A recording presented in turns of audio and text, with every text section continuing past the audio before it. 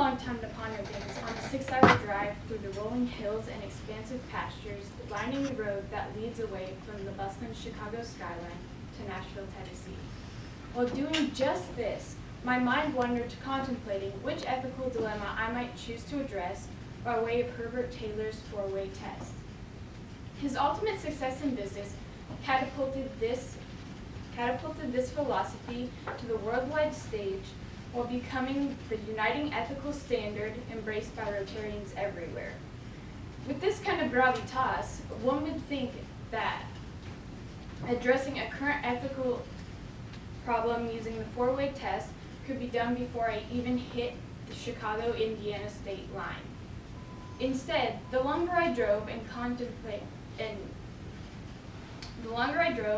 dissected the complexities involved in ethical dilemmas spanning from the continued use of affirmative action in college admissions to the current hotbed topic of how to address the proposed bathroom bill, I reluctantly concluded that the 4-way test is effectively ineffective as a means to resolve these and any other truly consequential dilemmas.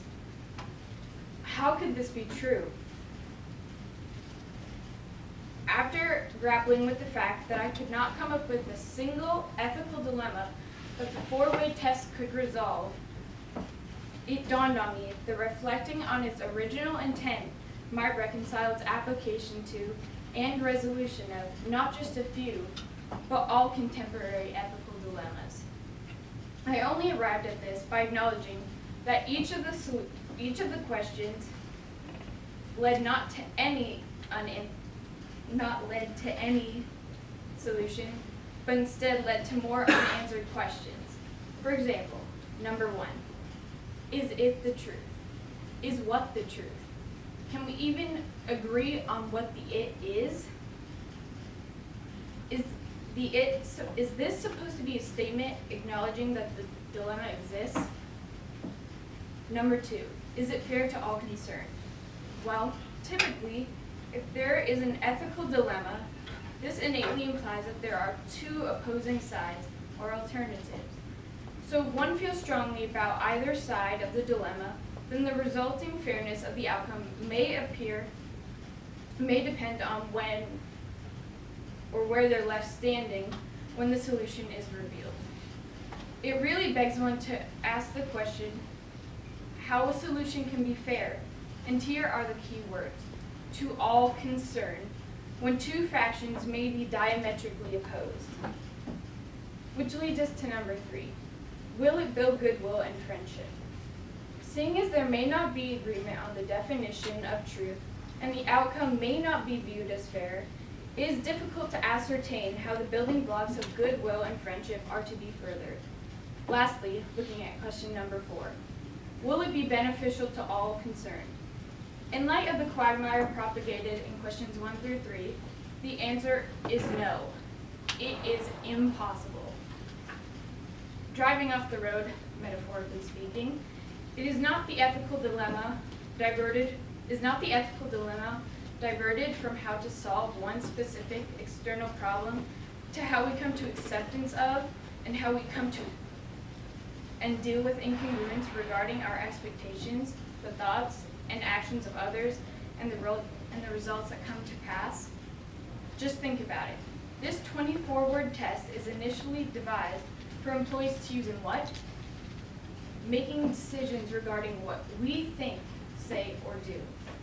Perhaps that is not a collective we, but a very personal we that allows each of us to develop our own internal ethical standards and character, which then not only guides further decisions, including those in which we must compromise or accept defeat, but also those in which we respond with respect and civility in light of any and all outcomes.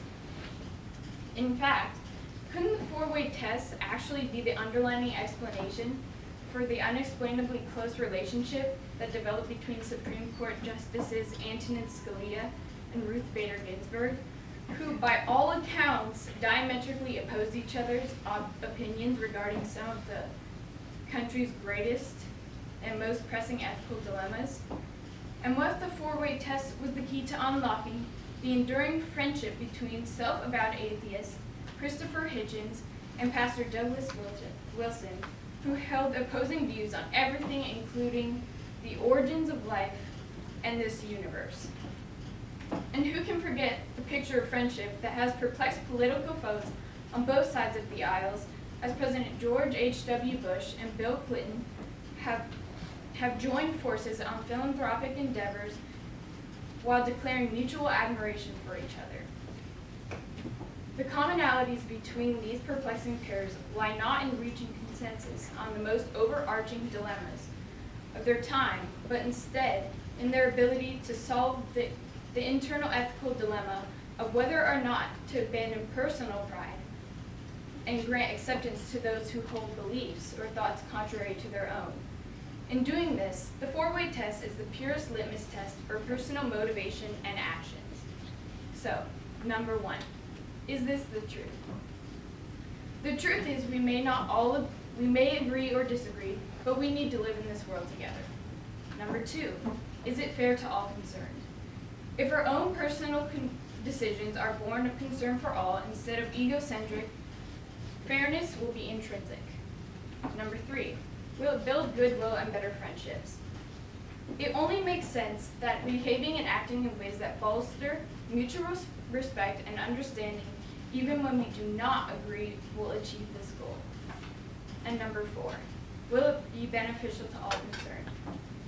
It is evident that having a mindset undergirded with a personal desire to adhere to truth, fairness, and goodwill will always be beneficial to all. It was a long drive from Chicago to Nashville, and an even longer journey to fully identify how the four-way test was able to resolve an ethical dilemma. But we can be rewarded in spite of circumstances if we each decide to embrace these 4 strong foundational standards.